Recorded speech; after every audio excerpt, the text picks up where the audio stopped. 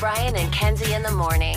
And Chicago's alternative all day. Q101. We'll have Jimmy Eat World tickets coming up in about 10 minutes. Get you on the phones with Clash with Kenzie. That show is this Thursday now.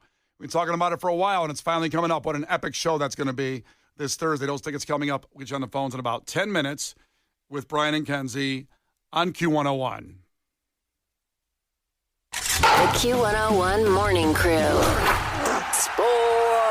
Obviously, the biggest news of the weekend was Stacey King tragically, shockingly passing away yesterday. We're going to get that in a second. I want to do a proper tribute to the great Stacey King, the Bulls announcer and Bulls player, three-time champion.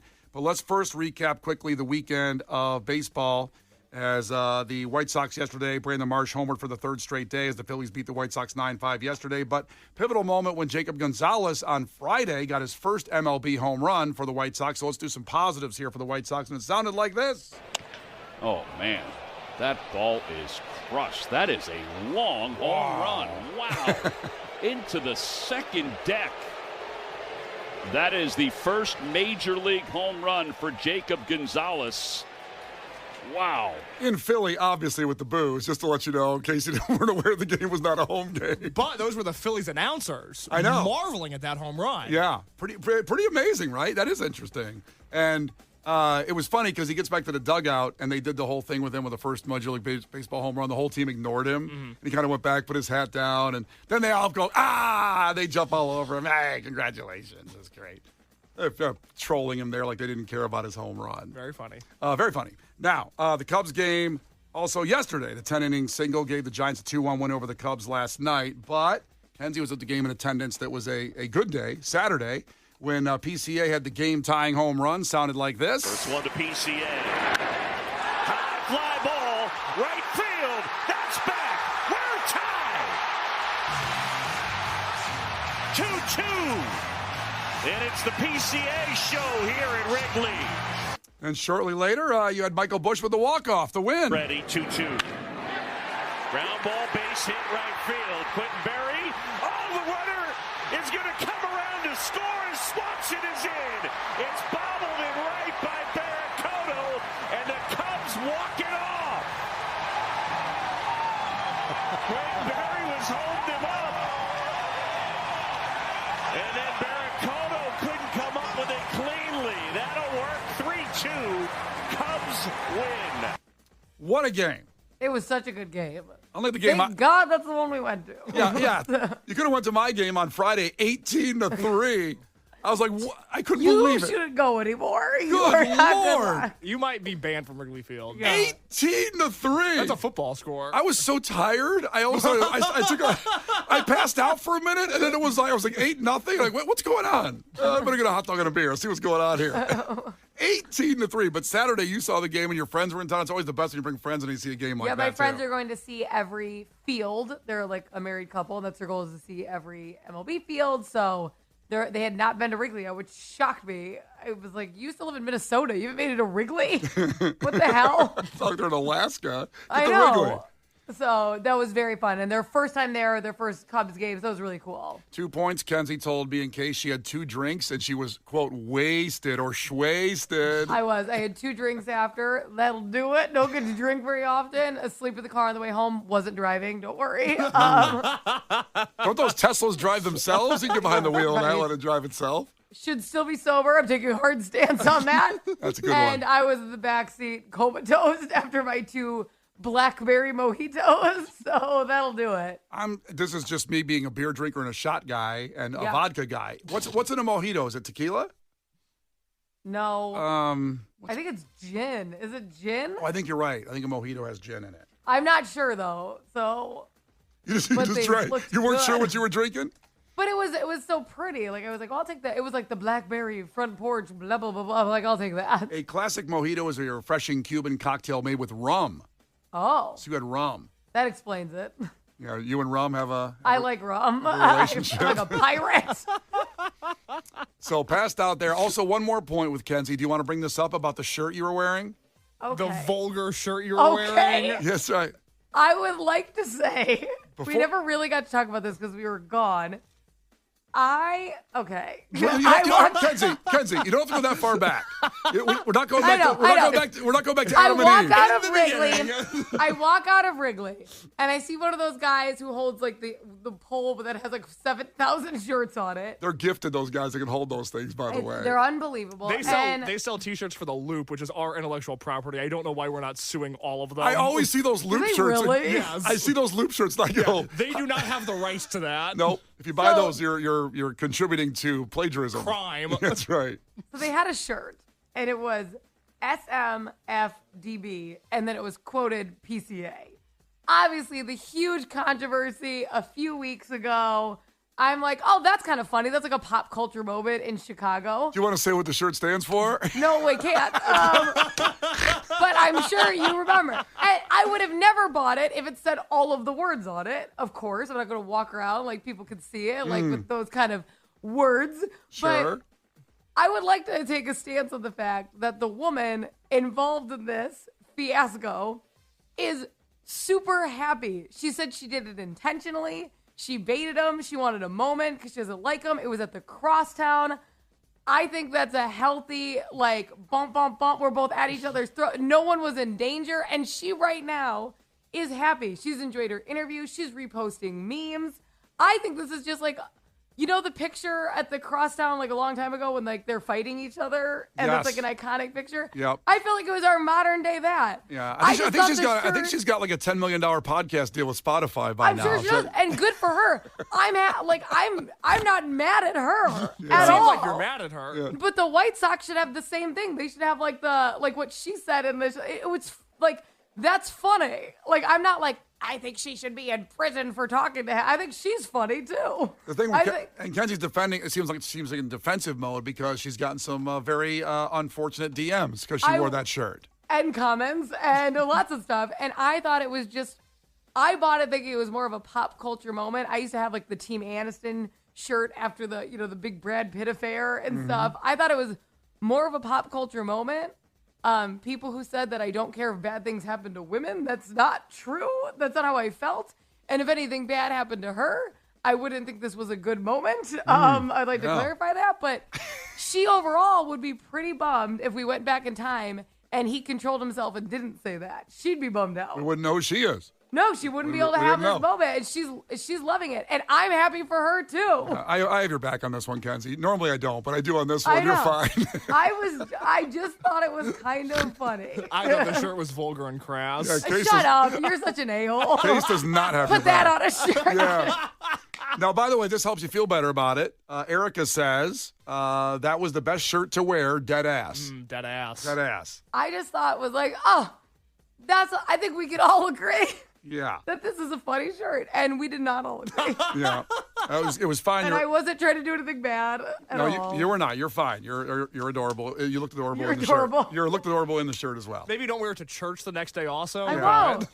And then everyone's like, that's nice with your kids. I'm like, I'm not with my kids. Did you see my kids? I think you should wear it to church. That's just me.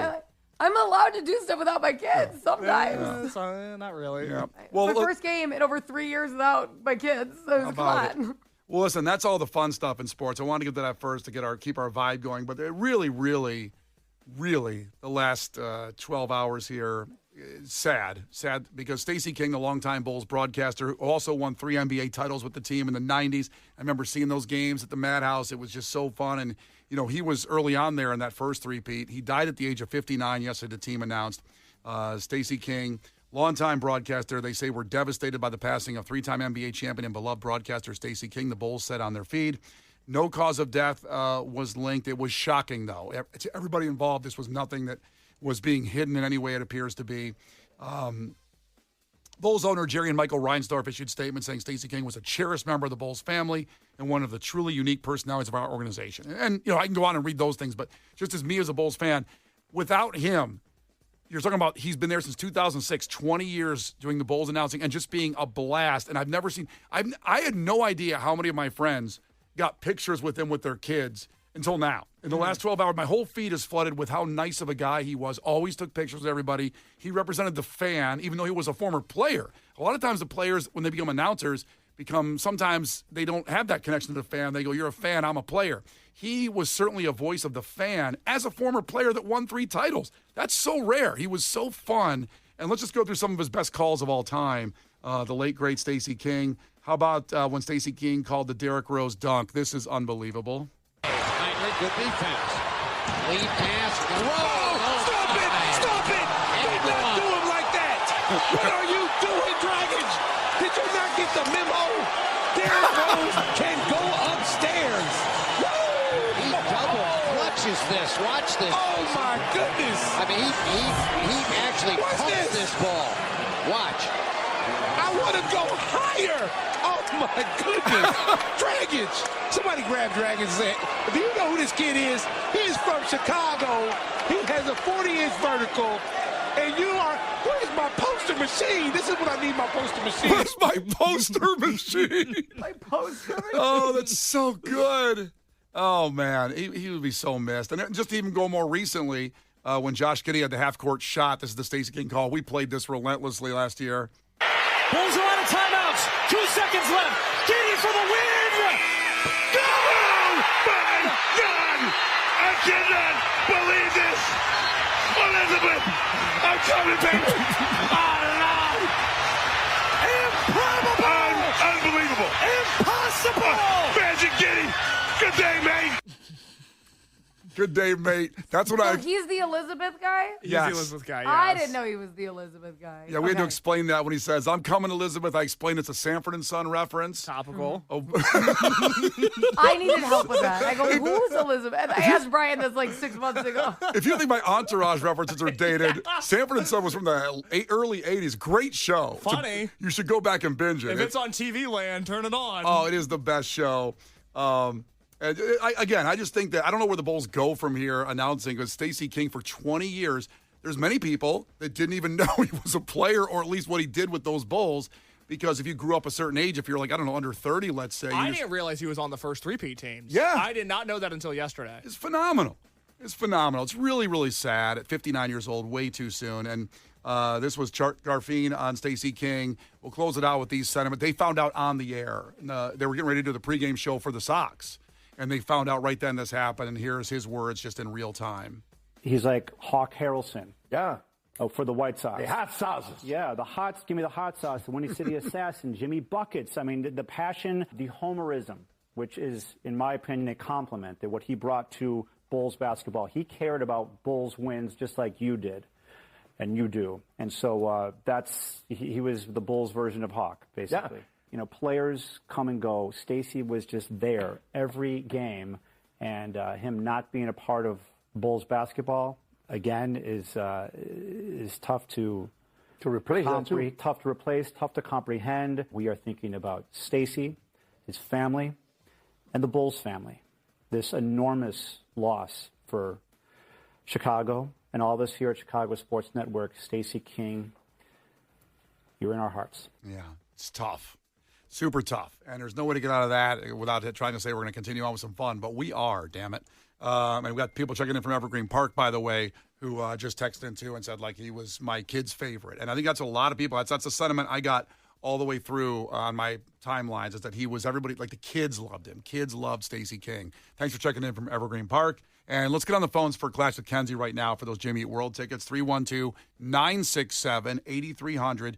Call right now to compete against Kenzie in trivia for Jimmy Eat World tickets. That is this Thursday, that show at Northerly Island, Jimmy Eat World. And we have our interview with Jim Atkins on our Brian and Kenzie podcast. But for sure, call in, compete against Kenzie, bring your A game for trivia, and win those tickets. Brian and Kenzie. On Q 101. You can't defeat her. She's too powerful. Clash with Kenzie. Let the battle begin. Q 101. Here we go. First one of the week, and the show is this week. So very instant gratification if you beat Kenzie in trivia. The Jimmy Eat World, 25 years of Bleed American. We have a podcast on our podcast. Jim Atkins, the singer. We have that there for if you want to check it out. The interview with him, it was awesome. He's a very fun guy. Thursday at Northerly Island, furnished by our great friends Live Nation and Q101. So you beat Kenzie, you get him. Like Shelly checking in. Shelly, ahoy. Tell us something about yourself. Ahoy! So I am a through and through suburbanite from Chicago, but love Jimmy Eat World, and I was trying to think of something else interesting about myself while I was waiting, and the only thing I could think of is I don't like bacon, and some people think that's a little interesting. Yeah, we're going to say goodbye right now. Nice knowing you, Shelley. Shelley. It was great that you checked on the show. We appreciate you listening, but don't ever call again. Okay. And Why don't you try another radio station, okay? It might not be for you. Yeah. You know, those Kiss FM people, they hate bacon, Yeah. too. Hey, you can have fun over there. Losers. Lies. It's weird. I don't know. No one else doesn't like bacon? Maybe it hasn't been prepared right for you. You come over Sunday morning, this Sunday, a little breakfast. I'll make it right for you. Fantastic. Sounds like a plan. I'm sure my wife will understand. Here we go. breakfast for a woman at your house. Nothing weird going on here. I got to crisp up the bacon right for Shelley. Megan, get back in the family room for a minute. Yeah. I'm making breakfast over Let here. me have a moment with Shelley, please. Yeah. All right, first one to 5 wins. Listen carefully. If Kenzie gets one wrong, you can steal a point. She can do the same to you. Call heads or tails, Shelley. Tails. It is heads, sadly. It's first loss for the competitor in a while, I think. So, Kenzie, She's you're having a up. tough day. Yes, she is. It's only going to get worse. Take that, bacon. Kenzie, here you go. Question number 1, Kenzie. What is the only wild cat that cannot roar? Oh. I got like Tough first question. Usually kind of a easy. Rolodex of cats. Yeah. I mean, I don't think cheetahs do. You are right. Cheetahs don't roar. I don't know if they just growl or they just do nothing. Well, they meow. Do they meow? They're a little cheetah? spicy. Yeah. They're also super fast. I don't think I've ever heard a cheetah meow. Yeah. Okay, well, spend more time around cheetahs. I don't know what to tell you, Shelley. Feed a cheetah bacon, he'll meow. Uh-huh. Yeah. I've heard that before. Feed a cheetah. What is wrong with you? 1-0 back to Shelley. Shelley, what bird is the symbol for peace? The dove. The dove is 1-1. Back to Kenzie. Actors Andrew Garfield, Tobey Maguire, and Tom Holland have all been cast as what superhero? Spider-Man. Spider-Man. I was doing the. She made the hand. spider thing. She made the spider like. Back to Shelley. Yes. Eartha Kitt, Halle Berry, and Anne Hathaway have all been cast as what superhero? Catwoman? Catwoman is right. 2-2, ripping through. Back to Kenzie. What state is Rutgers University in? Oh, I don't know. Bud Rutgers. It's not, no, Rutgers, not Fuddruckers. You always got to be careful with Fuddruckers, too. I know. Is there any still in existence, Fuddruckers? Are they around? Yeah. There's a couple. I We like can talk it. about it more after class with Kenzie. So, Kenzie, what state is Rutgers University in? I don't know. Maine? Maine is not right. You can steal this point, Shelley. Do you know? I don't know, so I'm going to guess New Jersey. Well, that's a good guess because that's exactly where Rutgers is, New Jersey. Oh, Wow. awesome. Yeah, very good. Shelley, now you can go up even one more. What state is Marquette University in? What state? That is just north of us in Wisconsin. There you go. Up 4-2. Kenzie, you need this one. What vehicle did Richard Nixon leave the White House in after resigning from office? More Richard Nixon questions than any other radio station we have here. That's our promise. That's a guarantee. Yeah. That's right. Fred Show's not talking about Nixon, is he? No, they're not eating bacon over there either. Ugh. Ew.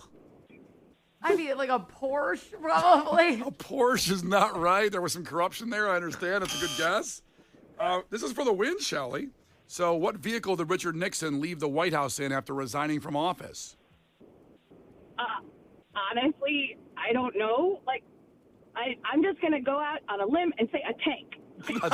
God, that would have been awesome. Shut up. I've always said our tax money pays for all the military gear. Yes, it does. So I think I've paid enough now at my point in my life to have a tank. I should get a tank. There's got to be a free one laying At around. least one round. Yeah, thank you. It's not a tank. He left in a helicopter, believe it or not. He left there in a helicopter. You said vehicle, and I was thinking only cars were options. I don't know why. Yeah. The vehicle would imply other things. I know. I've been in that helicopter. What do you mean that The same helicopter? one? I've been in the helicopter that he was in. Where is it? You flew it? No, I didn't fly it. I was in it. It's at his. It was at his memorial, his Where's it? library in California. You guys got to go. It's awesome. Really? You were in it? Like they give rides? That was I wasn't in the sky in it, but it was our family Christmas card that year. Was us at the Nixon helicopter. I swear to God. Wait, I want to see the picture. Do you have the picture? I'll see if I can get it. Okay, We that's need that good. picture ASAP. Yeah, that's we, good. we need the picture This of was you. this was like a big moment for my family to see the helicopter Nixon left it. How old were you? 15. Okay. Were you excited? Yeah, I was at the Nixon Memorial. Of course I was excited. Oh my What God. do you mean was I excited? It's better than Christmas. Of course I was. How did how'd your parents sell that to you? They said, do you want to go to the Nixon library? I said, start the car. Oh my Why God. are we still here? Let's go. They're like, son, we can go to Universal Studios or we go to the Nixon Library. I said, Nixon, step on it. By the way, Case is 27 years old, so when he says 15, it wasn't that long ago. No, I was just in high school. It was just a minute ago when he was 15. You'd think he was 78 years old. If you're new to the show, when him saying that, going to the Nixon Library was awesome. It was fantastic. I can't recommend it enough if you're out there. Oh, boy. But just to clarify, you don't get to ride in it. No, but you get to take a photo. It was the Christmas card that year. Okay. We have No to have ride. that picture. All right. I want to see it. 4-2 is back to Shelly. She can win with the correct answer. Now, Shelly, you can win with this one, okay? Listen carefully. What car company, named after another president, was JFK riding in during his assassination? Oh, God. There's two that I'm thinking of. I'm going to go Lincoln. Lincoln is right. You take the cake. What was the other one you're thinking of, by the way? Ford. Oh, I forgot about Ford.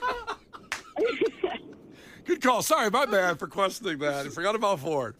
Well, there you go, Shelly. Despite not eating bacon, you will be able to go to see Jimmy Eat World this Thursday.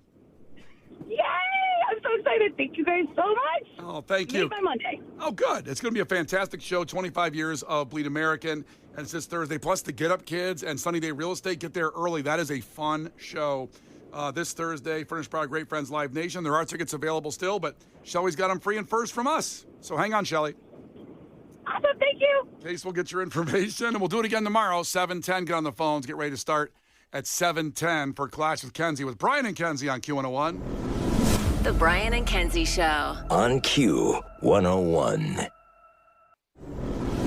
The Brian and Kenzie Show. On Q101. It's Brian and Kenzie on Q101. That's Yellow Card and Good Charlotte. Bedroom posters. It's Brian and Kenzie on Q101. Now, coming up at 7:50, we will do the biggest story of the day, and that is when we got off the air yesterday, finding out the Bears announced they're, allegedly moving to Hammond. We'll talk about that, get into it. And my big curious question over the weekend is, do people from Indiana really want this? It's been kind of thrust upon. The story goes back and forth, and the governor certainly seems he thinks he wants it for everybody and for the people of Hammond. But there's going to be taxes, you know. No one seems to be talking about that. It feels like it's going to be a free stadium somehow, but we'll get into the whole thing of the whole process of moving and are they moving and all that coming up here at 7:50 with Brian and Kenzie on Q101. First, we just did trivia. We had a couple different things we have to highlight or come back to on it. First off, Case said he went to the Nixon Museum. The library. When he was 15 years old. It was the best day of his life. Yes. Kenzie, what do you got on the text line from Dodger Boy, I Well, think? Dodger Boy texted in and said the Nixon Library is 20 minutes away from Disneyland. Normal people, especially that age, would pick Disneyland. Case, obviously, Nixon Library. Nixon Library, especially traveling all the way from Indiana to go see that. Case from Indiana, all the way to see the Nixon Library. I can't express how much more I'd rather be at the Nixon Library than Disneyland. Don't care about Disneyland at all. Would do nothing for me. Nixon Library made a whole day out of it. That takes away my follow-up question is, did you go to Disneyland too since you were right there? No. No interest. Of course not. I have no interest. Of course not. There was also a question on cheetahs. What they make? They're the only cat that doesn't roar. Here's what cheetahs. Here's the sound of a cheetah.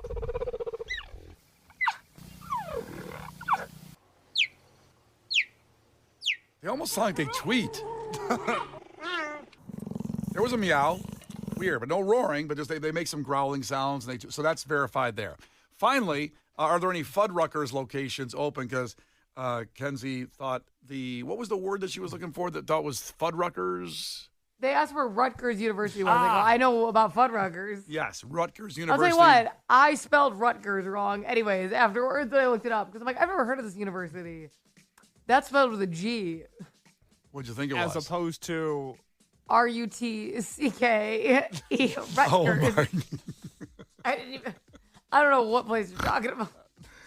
Oh, that's great. But Fuddruckers are still in business, Case? Fuddruckers are still in business, but not in the Midwest, unfortunately. Oh. You've got one out west in California, one in Washington, D.C., a bunch in Florida, including in Pembroke Pines. Georgia, you got a few locations, one in Massachusetts, one in Mississippi, one in Branson, Missouri, two in Montana, two in Nevada, two in New Jersey, three in New Mexico, two in Pennsylvania, and a few in South Carolina. Texas is really their hotspot. Austin, Corpus Christi, Houston, Laredo, Lubbock, Midland, Odessa, and Webster all have Fuddruckers locations. The good news is we love going south of the border here. This is the show that loves Mexico. You've got one in Yucatan, Mexico, in case we ever make a trip out there, which I know we've been dying to do. Well, the Bears, we don't have that trip to go see the Bears overseas. We should go to the Fuddruckers in Mexico. Road trip. Kenzie, up for that? I would love that, actually. And then we can stop by the Nixon Library on the way back. Well, see, I prefer to go to the Corpus Christi one. Why? Why do you want to go to the Corpus Christi Because one? Selena's from there, and I want to go to her museum. Oh, and she probably loved that Fuddruckers, too. Anything for Salinas. So how about anything for me, and we go. Brian and Kenzie in the morning.